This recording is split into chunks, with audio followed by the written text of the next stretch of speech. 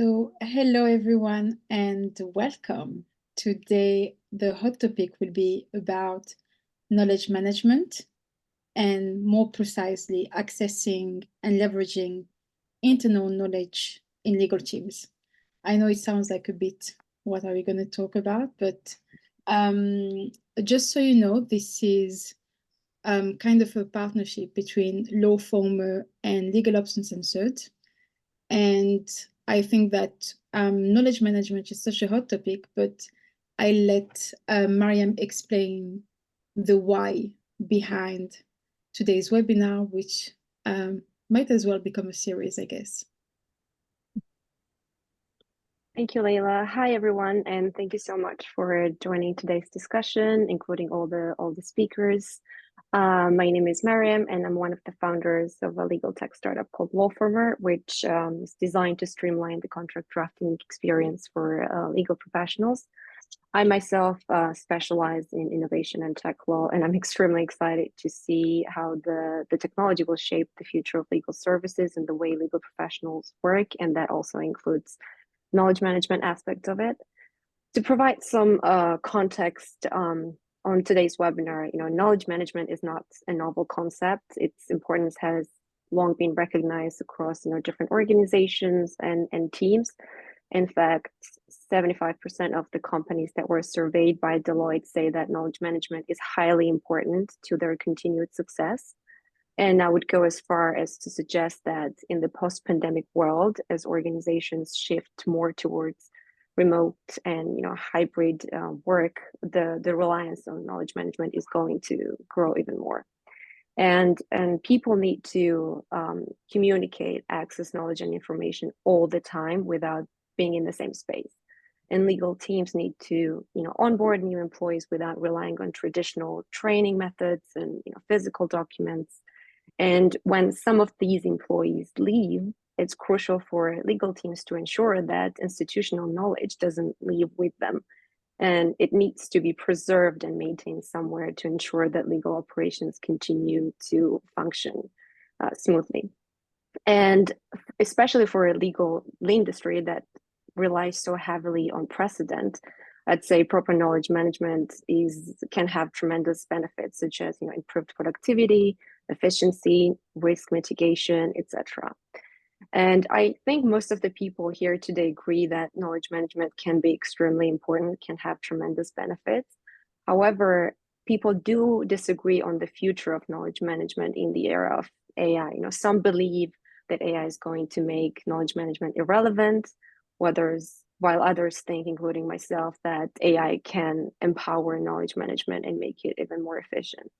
Especially if we understand that knowledge management is not a tool itself, it's more a discipline that can be applied. So today's webinar will be dedicated to understanding what knowledge management means in the context of legal teams, why it is important, and what are some of the best ways to implement it effectively. So thank you to all the speakers who joined today. I look very much forward to this discussion. And now over to you, Leila. Thank you. I think today is such an important conversation because obviously with the rise of AI, which seems like the hot topic of the moment, we all have like interrogations and fears about our jobs and what's the future of it. And I like to have this very versatile, like super skilled group that know what they're talking about. So I'd love you to present yourself. So Yesenia, also known as Jessie, maybe you can go first and tell us a bit more about you. Sure. Good morning, good evening, good afternoon, everyone. Probably not the right order there, but first I want to say thank you to Mariam and Marie, who's not with us right at this second, but thank you for the platform and providing myself and my colleagues, Greg and Jack, an opportunity to speak on a topic that is probably near and dear to our hearts, and we do on an everyday basis. My name is Yesenia Santiago. I am also known as Jessie, and currently I am consulting at a pharmaceutical company, but I have been in the legal profession I want to say since birth, because I've always had this desire and ammunition and drive to be an attorney and to be in the field, but I ended up not practicing after law school and went straight into law librarianship, which is not a very common route to go, but it has landed me here in the world of legal operations, and I'm super happy for that. Thank you. Maybe Greg, you can go next. Hi, I'm Greg Lambert. I'm the Chief Knowledge Services Officer at Jackson Walker, which is a Texas-based law firm, roughly 500 plus attorneys. And I'm also the co-founder of the Three Geeks on a Law blog, which we've been blogging about KM topics since 2007, 2008. And of course, I've been talking about them since the 90s. So it's not a new process by any means. And then I'm also the co-host of the Geek and Review podcast, where myself and Marlene Gaybauer from Mayor Brown discuss issues including knowledge management. Thank you. Jack? Hi, everybody. My name's Jack. I'm based in England and I work for a company called iManage. iManage is one of the most prevalent providers, tech providers, I would say, in the legal industry, particularly known for our document management system. My role at iManage is basically I'm in the consulting division, and I help customers from all around the world deploy knowledge management solutions because we have a series of products in knowledge management as well. I've been at iManage for about just over 3 years. Before that, I was a practicing lawyer at Freshfields in London, where I advised on international restructuring transactions. Thank you. And I almost forgot to present myself. So I'm Leila El Garbi, also known as the queen of legal tech, but this is a story for another day. So I wear multiple hats because one is so boring. Crowns. Yeah, and actually physical crowns that I always bring with me. So I'm a proud ambassador, obviously, of Legal Ops Uncensored that I'm representing today. I'm a legal tech and legal ops consultant. I used to be a lawyer. I used to work for a legal tech provider as well. So I feel like I have been everywhere in law, in-house, private practice, legal tech, and now consulting. And I'm the founder of Beautiful Souls in legal tech. So I'm trying to bring a bit more of sparkle and humanity in the legal industry. So that's it about me. And today I'm very happy to take a backseat into this conversation, but help moderate it, because it's such an important topic. And I guess you will tell it even better than me. So on to my very first question. And so what is knowledge management, but more exactly, what does knowledge management entail in the context of legal teams? And I'd be very curious to hear maybe, Yesenia, your point of view first, and then from an in-house perspective, and then maybe Greg, you could go next, so we can know about the law firm perspective. Sure, thank you. I've been super blessed in my journey to be at multiple environments where knowledge management has been the priority. And so currently in the most recent years, I have been in-house. I think firms, and Greg can speak to this, and I've been reading his blog for quite some time. Firms probably have the niche on it. And I think that we have a dynamic group represented here because we have iManage, which is most commonly the tool and prevalent in the field. We have the law firm, and then we have in-house counsel. But at the end of the conversation and the sentence, it really is dealing with the same topic. I think what makes knowledge management in an in-house structure unique is that you have a department, a legal department, trying to do what an entire law firm would do.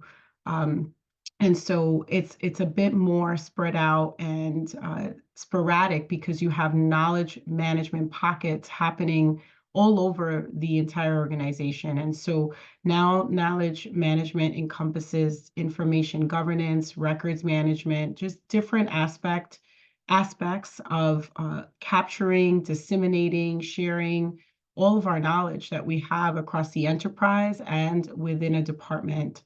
I've often found that firms have much more structure because they have been doing this for quite some time. And even companies that are older may have a little bit more maturity in terms of capturing the knowledge. But the goal really in an in-house law department is to ensure that we save the institutional knowledge, make sure that we have it to pass down, if you will, to those who are either coming into the department or who need to learn, because the practice of law hasn't changed. So that's what I would lead with. Yeah, and in law firms, it's very similar in the fact that you're attempting to, at the base of it, capture the knowledge that the attorneys are producing on a day in, day out basis, with the overall idea that one, you want to capture those best practices. You want to find those exemplar documents that can be reused. You want to be able to make sure, as was mentioned earlier, that if someone walks out the door, that knowledge doesn't just all walk out with them.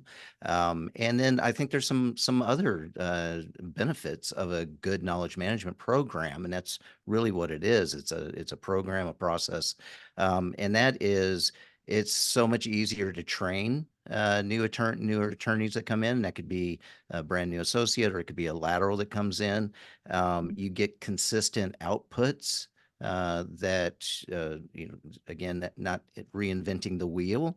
And one of the best things that I think is most beneficial to the attorneys that they really underestimate is that having a good knowledge management program allows you to more quickly get to the root of the issue that is of this particular matter. We can come up with the base structure of a document, but if you can get to that more quickly, then you can dive into the things that make this particular issue different. So it just improves the overall process altogether. And one thing, if I may add to Greg's point, is that in-house, we actually depend on our firms to keep our knowledge. So that's not what's necessarily happening in the firm. They're their own, almost like a cul-de-sac, and they keep not only their knowledge, but the knowledge that they're building for their clients. And that's a critical piece that I think sometimes folks miss out on, which you cannot find in a AI ChatGPT type of tool. So it's interesting. Greg finished off his bit there by talking about process, and I think when I first moved into technology, I kind of put legal tech in one bucket, knowledge management in another bucket, and I was really, very cutting edge guy, and I was like, I only want to be involved in the tech side. All those guys collecting the exemplars and producing the precedents, they do what they do, but I'm the real cutting edge guy. Actually, I think what I've realized over time is that that's a very narrow view of it. That kind of bases your view of knowledge management just being about content, but knowledge management's about process as well. And when you think about any technology that lawyers use, they're always operationalizing some kind of process, whether it be a legal front door, that's going to have processes that the business needs to follow, or processes they need to follow to get legal answers to questions. Contract automation tools, again, the content going into them, there's processes in them as well. And even transaction management tools, somebody doing a CP checklist on a banking transaction, the tech is operationalizing the process through which they do that. So I actually think knowledge management is the thing you need to get the value out of any tech. And one thing I've been sort of saying quite a lot recently is that, I think look, the AI thing has been very, very interesting, because actually I think people are coming around to the idea now that it's not necessarily the case that AI is going to replace knowledge management. It's more the case that you need knowledge management to do the AI in the first place, which kind of, for me, cements my view that it's the foundation of all of the tech and everything we do in legal. Thank you. And I want to add just a quick thing before I move on to the next question. I always say, and I don't want to be blasphemous, but that I always go with the Holy Trinity, and my Holy Trinity is always as known as, like people, process, and tech. And I feel that it applies to everything, whether we talk about legal ops, whether we talk about legal tech and or knowledge management. And I think this, the way you crafted your answers and responses really shows that we always are. I feel that with the rise of AI and people questioning the way they do their job, there is like that duality that is a bit unnecessary, tech versus process, tech versus like people. And actually the best combo is always like both working together. And one point as well I wanted to add is that for in law firms, it's very into the system that we have knowledge managers. And as to your point, like as well, like Jesse, is that we in-house, when I was in-house, like depending on the company, knowledge management was a thing or was not at all. It's like, you know what, we just pray that, we just deal with the emergency or like firefighting, and we hope that the law firm will give us some information. But there were like a few things, not everything that was done in-house. And I guess um with the fact that there is more tech and in-house are investing in tech, like I manage or Box or whatever, the tool they use to do their data.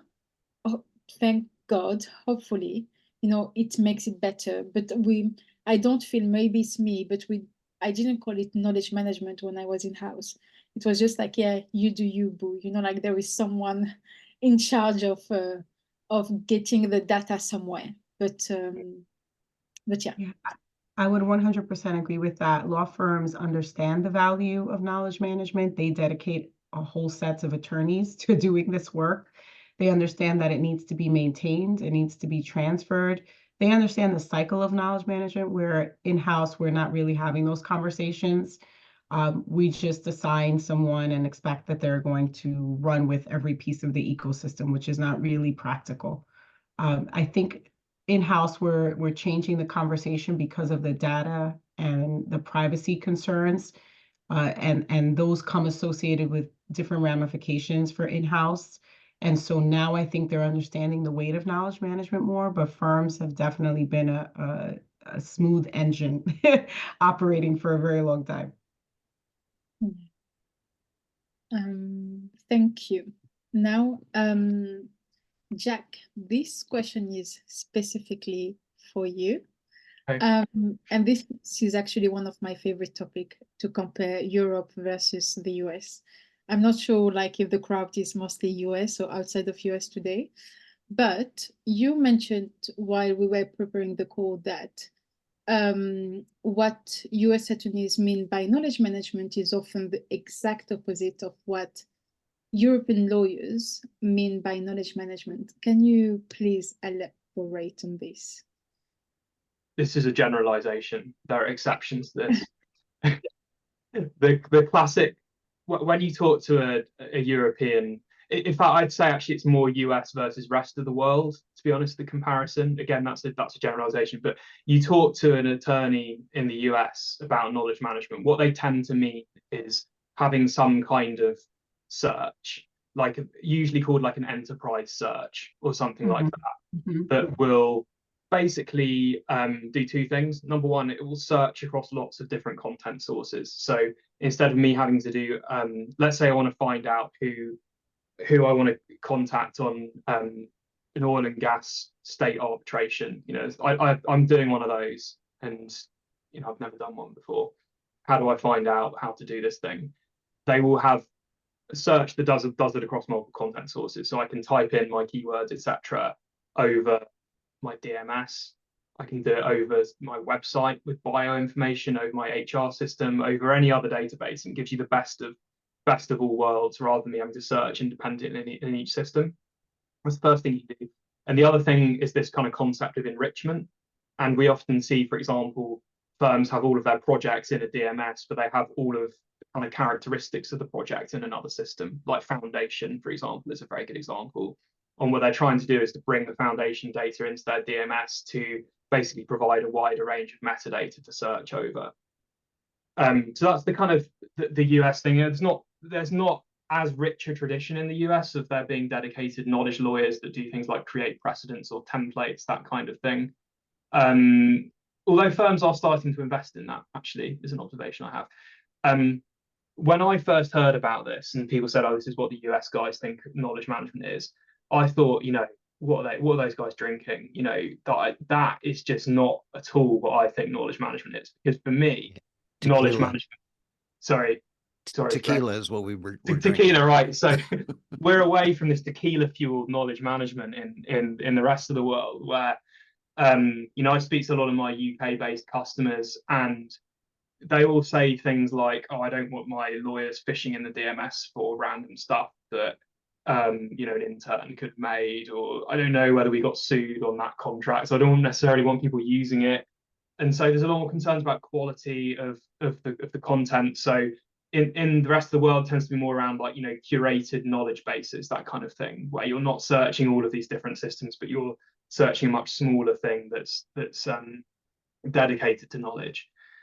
Now, I actually think there's a place for both of these kind of approaches, but I'm going to stop rambling about it because I have actually answered your question. Thank you. And I love you answered the question and actually gave me even more insight than I thought. It was less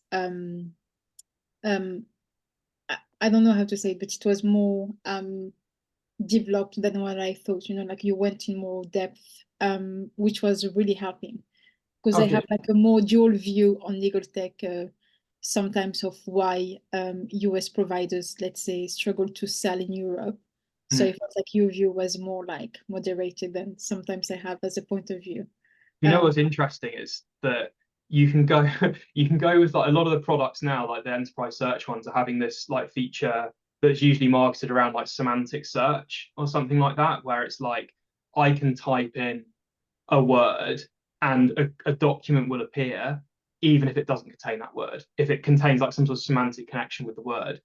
And what you find is that in the US that tends to go down very well because people are like, great, even more content to look over. Whereas in the UK, we're like, we're looking to reduce the haystack, not to kind of expand it, which the semantic search will do. And I think it's something around the fact that the content also tends to be quite well labeled in Europe as well. There's lots of enriched data over it that someone's manually adding to it, etc. So it plays out. You've always got to bear this in mind. Who are you dealing with? What do they think KM is? It's my first question every project. What do you think knowledge management is? It completely changes the dynamic of the whole conversation. Thank you. Now, Mariam, not that I miss your voice, but I have a specific question for you. So obviously the one that is quite obvious. So why is effective knowledge management crucial in legal practice, and why did you decide to focus on knowledge management within your startup, and how did you actually identify this as a specific pain point? So a lot of questions, but yeah. Yeah, I think at this point my colleagues have elaborated and articulated very well why knowledge management is important, but also to look at some numbers maybe. So according to the ABA report, lawyers spend about 25% of their day looking for information. And according to another report by Calvio, on average, lawyers spend 3.6 hours a day digging for information in emails, databases, folders, and whatnot. I mean, if you think about it, that's a lot of time, especially when you consider the current economic model in the legal industry. And to me, that not only means reduced productivity and increased financial loss for law firms, especially, but also means that lawyers end up doing a lot of boring stuff, which can affect how they feel about their job, their role satisfaction, their role motivation. And so my team and I experienced this firsthand when we started working on our startup, like almost 2 years ago. So we started working together with the goal of like streamlining the contract drafting process, and we designed a digital clause library that contained over 50 types of content for over 50 types of legal agreements. And during over a year of testing, the feedback we were getting from our users was very consistent, which was, we really like the way content is organized on your platform, but we want our own content to be organized the same way, so that instead of using AI drafted clauses or other attorney drafted clauses, we can use our own clauses the next time when we're working on documents. So this once again highlights that legal teams are not short of content, quite the opposite. What they're struggling with is having the organization and structure that allows them to access this information quickly. And when I say organization, I don't just mean organizing or structuring explicit content such as documents or clauses or memos or policies, etc. Often, what's even more important is the contextual knowledge, implicit knowledge that allows people to not only access a document, let's say, but also allows them to understand, how did we get to this version of the document? What was the thought process?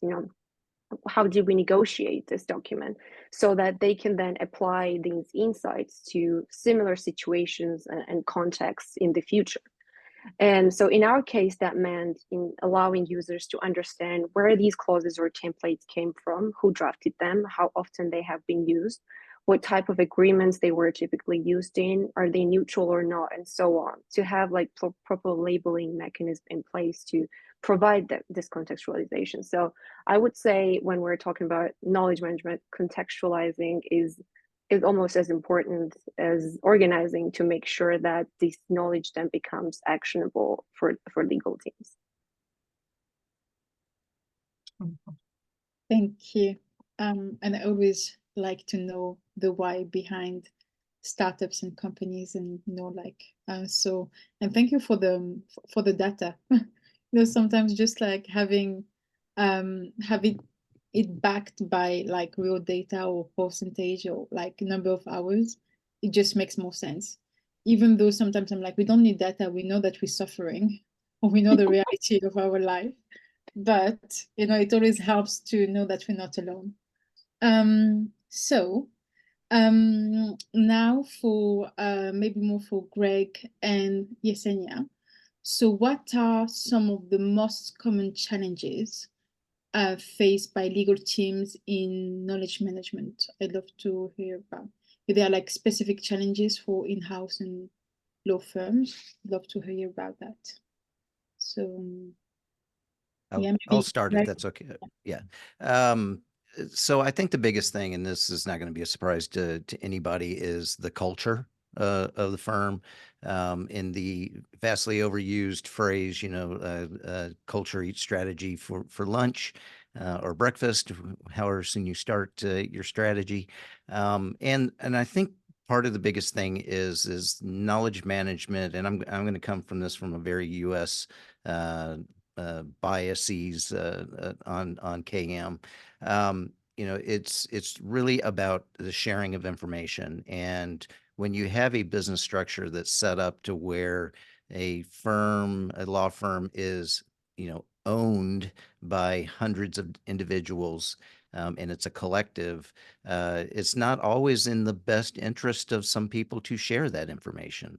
And so you have to break through that, that kind of culture barrier to show the benefit in the long run of how well it works for the whole firm, and thus ups your profits per partner, hopefully, to share the information. And then also there's things, again, Jack kind of mentioned this earlier, in that, in the US, we look at this much more on the technology resource than we do the human resource. Very few firms outside of maybe labor and employment firms, or those firms that have very specific practices, have KM professionals. And by that, KM attorneys, that their job is to collect this information and build and, as Jack mentioned, enrich the information. Very few firms have that.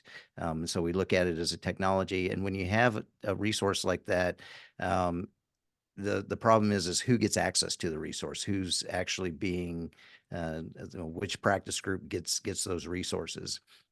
And then on not just that, but you have these multiple teams now. So you may have a KM team, you may have a library team, you may have a IT team, an innovations team, and each one contributes some piece of the KM overall process, and it's keeping those teams working well together. That can be a huge struggle because every team's got different levels of importance, and KM may fall up or down that list.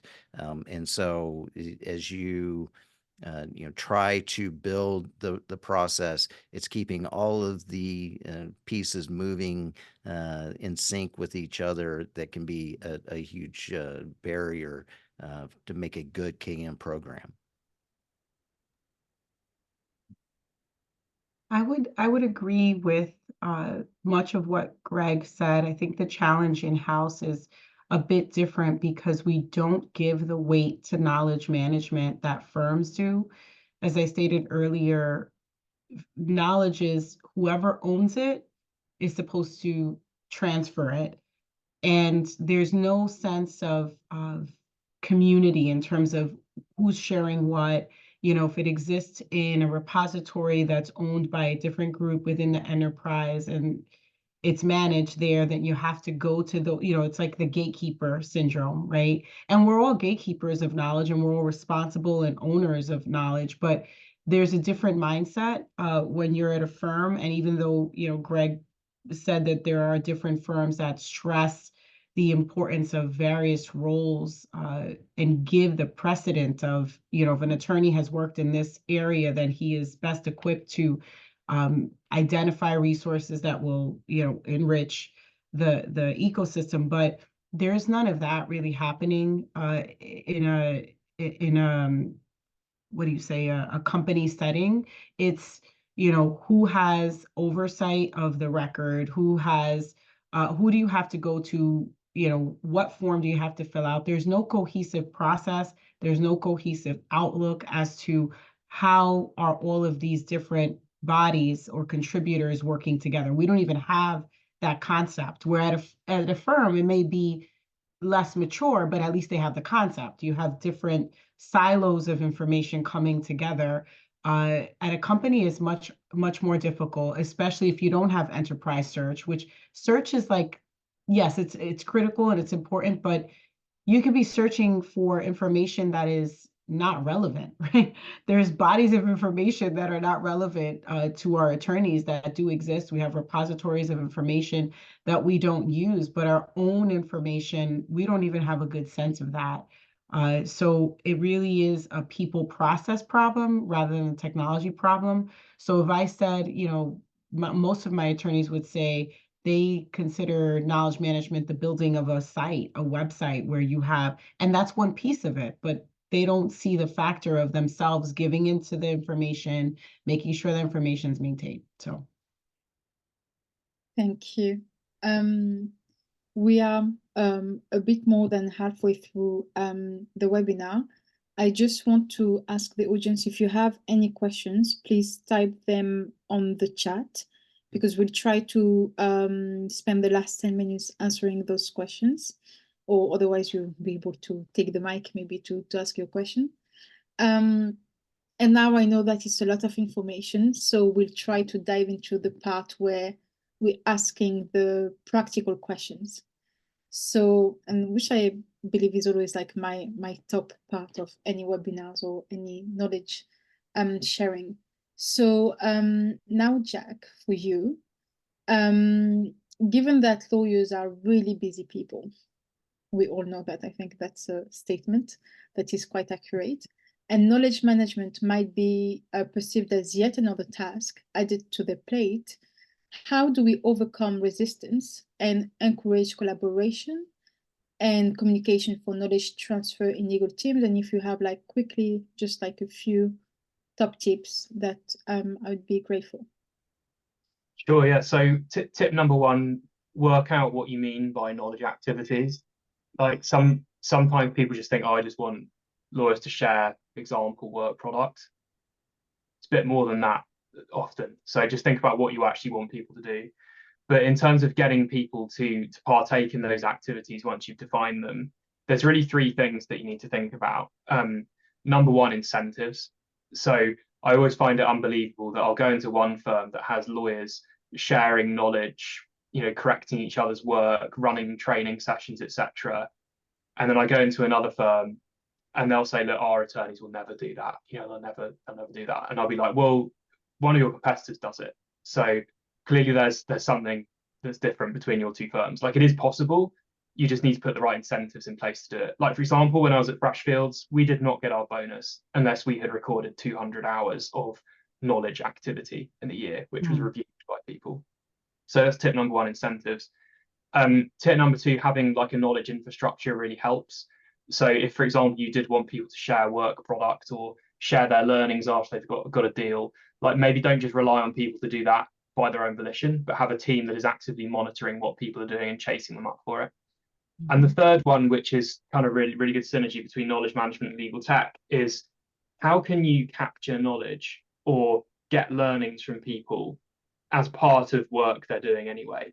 And a really good one that I like here is in the context of transaction management tools, where people are using these tools to create deal binders. For example, at the end of a transaction, is there a way that you can siphon that artifact off to a central team that can then repurpose it as knowledge? So for me, it really is all about, I think the most important one of those is really incentives. Like, if you are not incentivizing your attorneys to partake in these things, they will not do it because they're busy people. It's not going to be in their favor at all. So you really need to put some sort of program of incentives around this to make people do stuff. Thank you. And because I'm such a sucker for actionable tips, and my next question goes to everyone, obviously. I won't discriminate this time. So what are some of the most useful techniques and tools for knowledge management, especially, so it's a special question, for identifying and mapping valuable internal knowledge? So I guess maybe, Mariam, it's been a while, I didn't hear you, so if you want to go first. So now you missed my voice, right? Yes.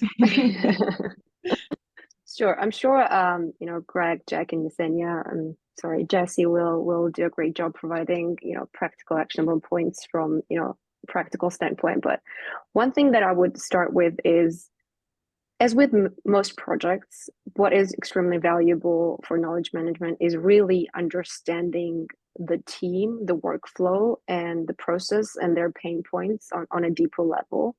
So I would say start by, having a conversation with individuals and asking questions. There can be questions such as, what does your workflow look like? What is the type of information that you're most frequently looking for? Where do you normally find that information? Or if you're unable to find that information, what do you do in that case? Like, what kind of channels do you use for communication and collaboration with your colleagues? Where do you keep your, work notes?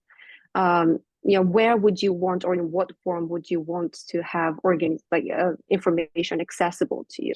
And that will give you a solid understanding of what they really need, and will help you also implement the solution that's most tailored to that team. Every team is different. Every situation is different. So it's important to have a tailored approach.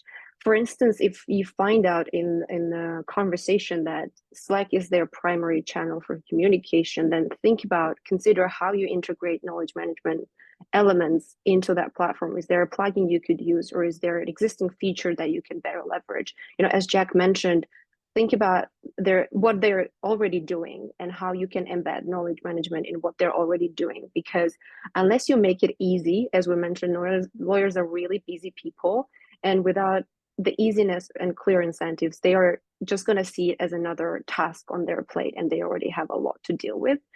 And again, if you discover, for example, and that what they most frequently need is like practice notes or template, then identify why are they having difficulty accessing this information. Is the problem labeling, or is this problem where it's stored? And also like ask questions such as, how do you normally search information? What kind of keywords do you use? What's the first place you go to find such information? That will help you understand in what way they will be searching for information in the future as well, and understand how you implement a process that already plays into how they would like to find information. So in that case, as I mentioned earlier, lawyers are very busy. So for knowledge management to really work, for them to want to contribute, it won't work unless they all contribute. So for it to really work, you have to make sure they see it as an easy process, as well as they see some value out of it.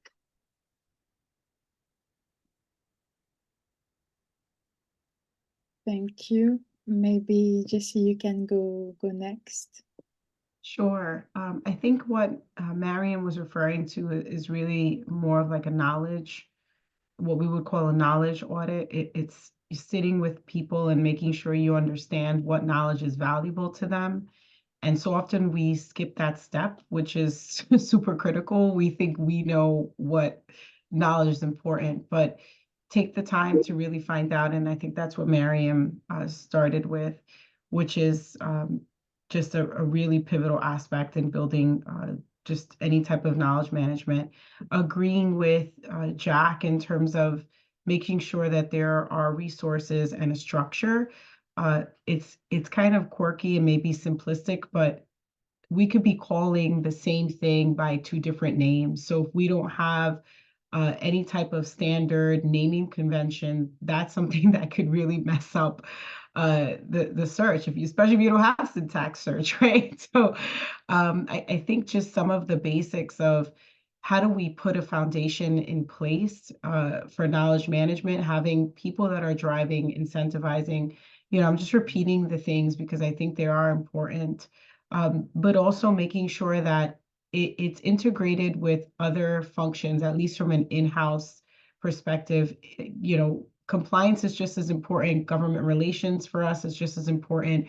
Most of the time, our lawyers are searching for precedents that are happening with respect to those areas, compliance and government relations, I'll just say, because we're searching for regulatory, considerations and compliance or data security or privacy requirements that need to be integrated into whatever legal opinions we're giving and advice and counsel. And so you really cannot harness the information only from a law department perspective. I think it really has to touch other areas that we work closely with. And then the last thing I would say is really making sure that we give some importance and some volume to what's happening within the legal department. It's not something that happens overnight. You don't just build a repository and then you walk away and that's it.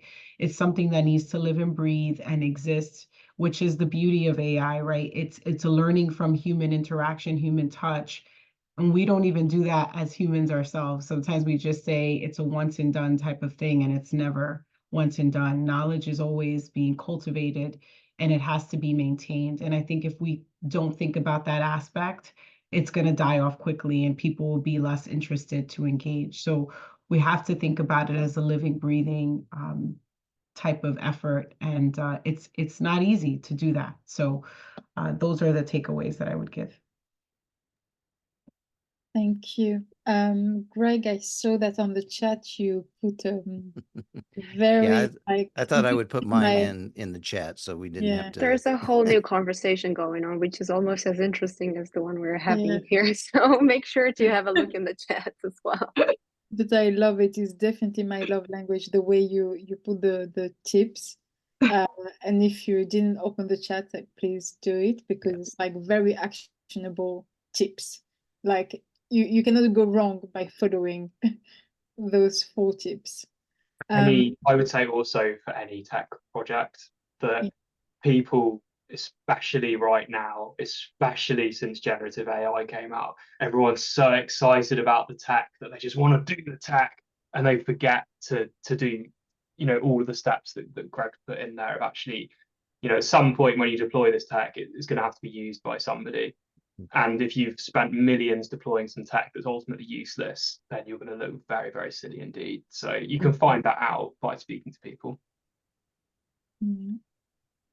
Yeah, so always ask and listening. I think that's the thing we often forget to do is actively listening, really listening. And one thing, but I guess this is a topic for another day, is knowing how to ask the right questions.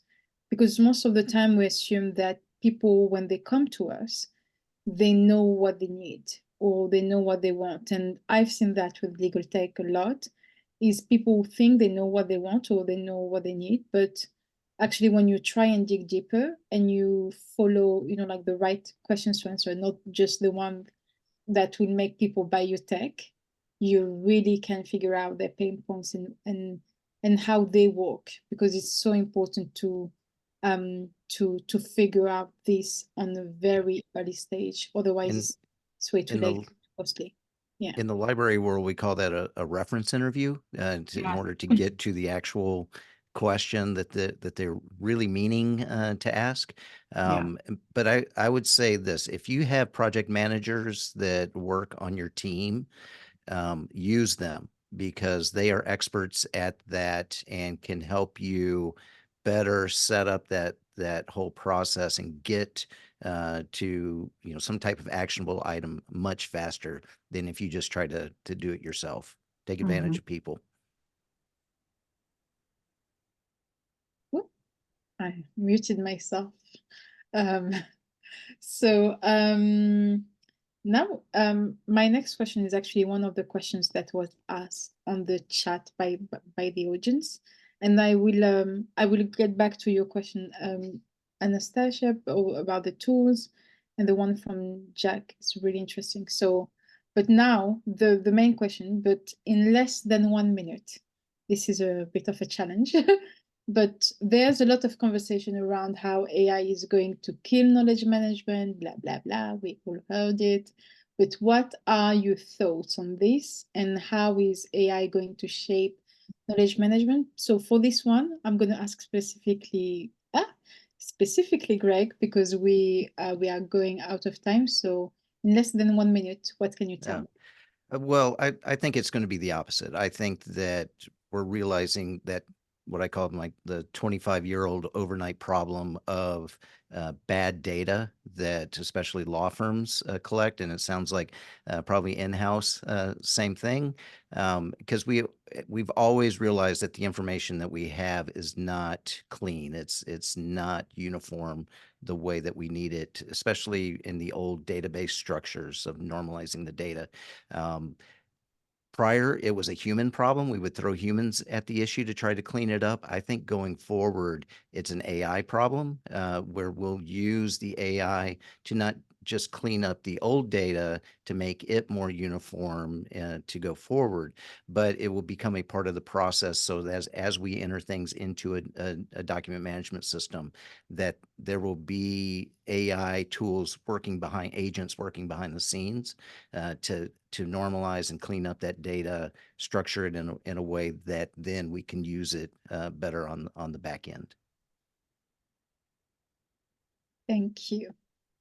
Just really quickly to add that just the AI discussion, I agree with Greg absolutely, and I would also add that the AI, whatever form you use it in, is only going to be as good as the data you fit into it. So the firms or teams that already have structured, clean data, they will be in a better position also to leverage these AI tools for whatever purposes. So yeah, definitely having structured data, clean data is not going to be not important at any point anyways, even if you were to use technology at some point. So.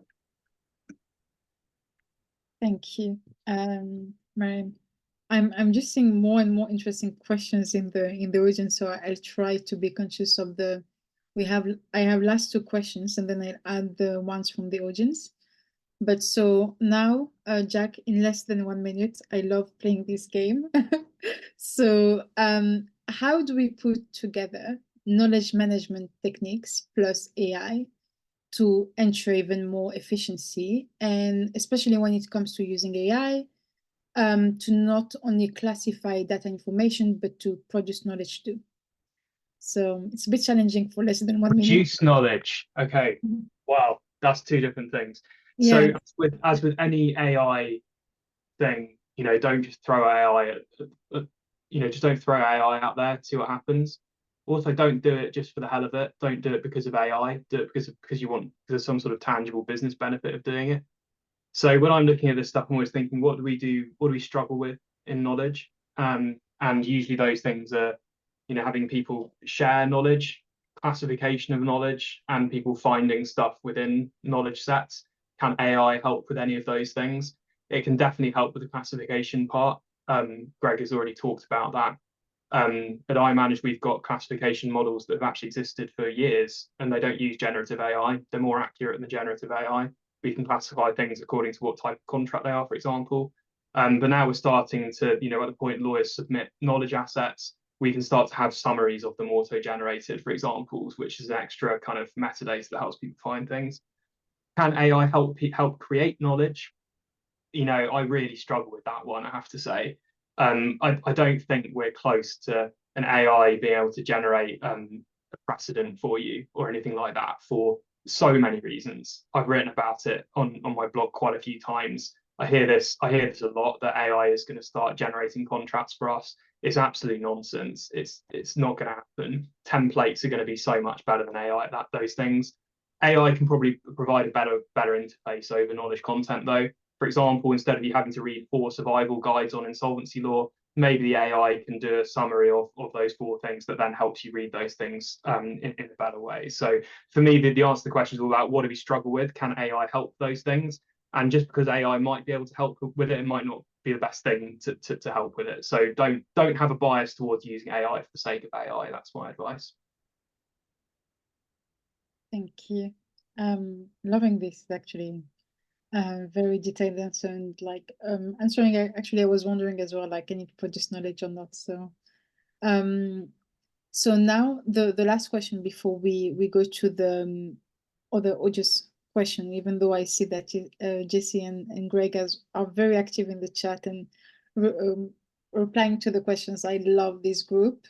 So how do you measure whether your knowledge management approach is successful or not? And what are some of the KPIs that you look at? Maybe Jesse, do you want to go first on that one? So how do you measure?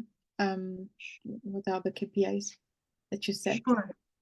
So some of them will be a bit easier to pull if you have a document management system or some type of repository where you can pull stats from. So there's the answer will be twofold. If you have a repository that is central to all of your users where there is already active knowledge sharing happening, then the KPIs would be something as, making sure you understand how much people are accessing specific types of documents or matter types, who's touching it, who's commenting it, who's repurposing it. Sometimes we are able to, most of the time, create templates from precedent language, as Mariam was commenting from a contracts perspective, but the KPIs would really be easily pulled from a system if you have something of that nature. If you don't, that's a whole different conversation, because then you have to determine, well, what has the highest impact and the highest value for people, and they might not be any repository. So if you have something like a search capability, or how many times people are asking the same questions from like an FAQ perspective, that may give you insight into what knowledge is critical for the department and give you almost like a rubber band view of what people are asking for when, right? There are seasons sometimes where some information may be more important. So I'll just give you an example. I was at a media and entertainment company, and during political activity seasons, right, where we would have some of our government relations folks centered on that. They would need to know from a 50-state perspective or from an insurance perspective. I worked at a financial services company, monitoring things like that. And some of those are easier to pull by understanding what people are asking for, even if you have a centralized mailbox where questions are coming into. So that's where I would say, and then feedback from people, because they'll tell you, hey, we don't have this, we need this. How do we get this? So those are the KPIs I would use. I'm sure Jack would have much more insight into KPIs. Yeah, I am quite sure. Otherwise, I would be surprised, because we have like 5 minutes left. I really love the way that Greg is answering the questions, on the chat, just in case. So, but I'm just going to quote something because of the people who might watch the recording and not see the chat. I love the last quote saying, like, remember that KPIs have to be measurable, not just a gut feeling that it is working. So I guess that with what you just said, Jesse, is very important. Maybe like Mariam, like if you want to add something, and then I'll ask Jack another question. But I know that Jack, we need a part 2 because obviously you are the document management guy. We called you here today, but we have only 4 minutes left. So yeah, Mariam, maybe you wanted to add like That's maybe... okay, actually, for the sake of time, let's have Jack express himself on the last point, because I've been reading his blog for a while now, and yeah, I found it very informative always, so I would love to hear from him rather than from myself. Sorry, what was the question? That's very kind, Mariam, by the way. But what was the point you wanted me to talk on? Yes, so it was just a bit more to add on KPIs, or maybe we can... KPIs. Yeah, okay. Yeah, I mean, what's interesting in this conversation, we step out of knowledge management so often, and my own view is that so often law firms and legal teams buy tech without really any idea of why they're buying the tech. All of the things that Greg's pointing to in his message there, like usage, contribution, profitability, satisfaction of users, they're all really important things to look at. Often I find people just looking at some of them, not others, though. They're like, okay, I've deployed the system, it gets a load of usage, great, the whole thing's a success. And I'm thinking, okay, but just because people are using the system, how does that translate into some sort of business benefit that you have in the firm? What's the, you put money into the system, where's that money getting converted into? Is it going to get converted into profitability? That's one of Greg's metrics. Reduce write-offs on mandates.